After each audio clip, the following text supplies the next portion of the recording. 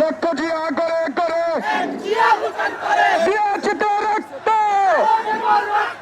দিয়েছি তো রক্ত,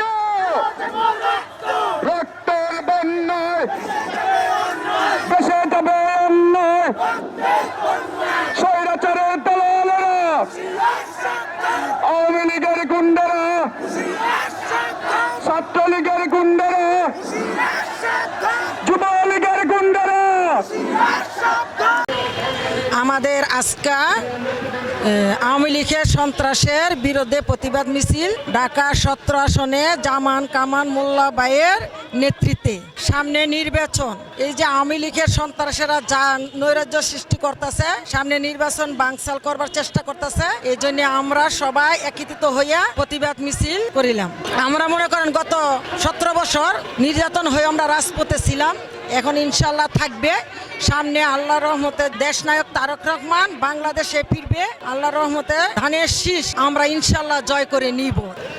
তারেক জিয়ার জিন্দাবাদ, বাংলাদেশ জাতীয়তাবাদী বিএনপি জিন্দাবাদ। আন্দোলন সংগ্রামে করে নেতা আছে, একসাথে পরিক্রমা করে নেতা আছে।